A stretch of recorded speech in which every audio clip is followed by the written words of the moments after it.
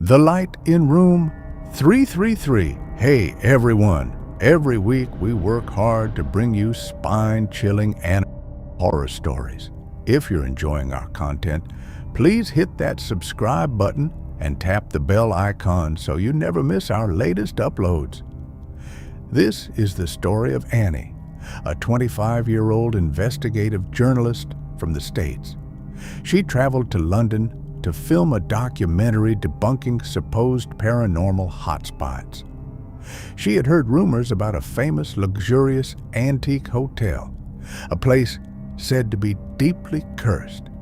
Legend had it that years ago, a doctor had checked into room 333 with his wife, only to end their lives in a gruesome act of violence.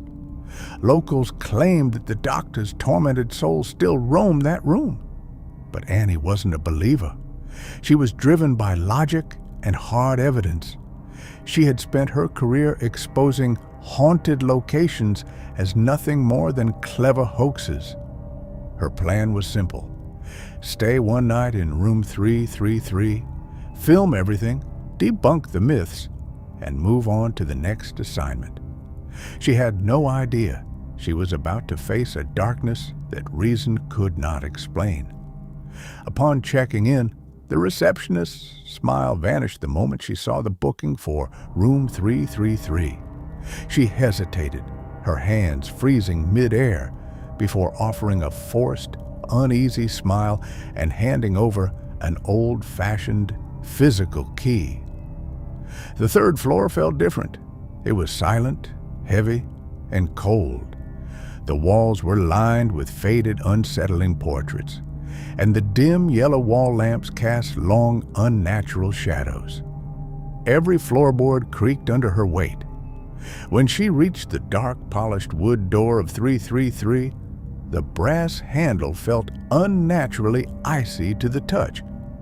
As she entered, she set up her professional gear, tripod, camera, and microphones with systematic precision. She ordered a sandwich, sat by the fireplace, and began researching the dark history of the room. But as the clock ticked past midnight, exhaustion took over, and she drifted into a deep sleep. She was jolted awake by a knock at the door. "Room service, ma'am," a man's voice called out. Annie was confused. She hadn't ordered anything else. She peered through the peephole and saw a butler standing there, holding a silver tray covered with a lid. She cracked the door open to tell him there was a mistake. With a cold, sinister expression, the butler lifted the lid. Annie's blood ran cold. On the plate lay her own severed head.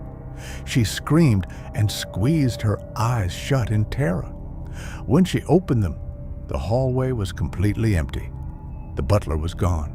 Trembling, she rushed back inside to check her cameras, only to find the memory card corrupted. Her audio recorder was silent, save for the sound of her own terrified screams.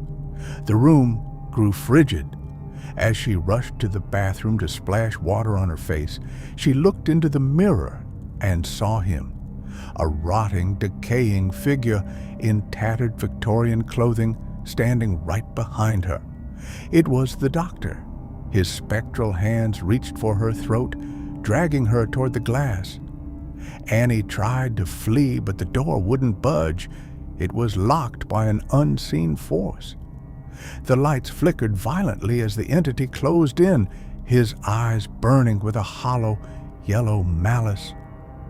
Annie felt her own body being forced against the mirror by an invisible, crushing weight. She screamed for help, fighting with every ounce of her strength. Hotel staff burst into the room to find Annie alone, frantically fighting the air and screaming. She had been pushed toward the glass, her mind and body under a spiritual siege.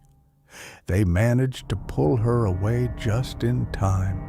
When she finally regained consciousness in the hotel's medical room, she told them what she saw. The staff confirmed the chilling details. The doctor had indeed taken his wife's life in that very same way. Annie survived, but she was never the same.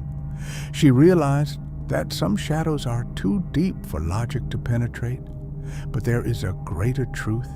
While evil seeks to destroy, it has no power over those who carry the light. Annie learned that when fear tries to take hold, the only true defense is to hold on to faith. She realized that she had been fighting a spiritual battle, and that even in the darkest rooms, God's light is stronger than any darkness. She walked away knowing that while the enemy comes only to steal and destroy, faith in God is the ultimate refuge that ensures in the end the light always wins.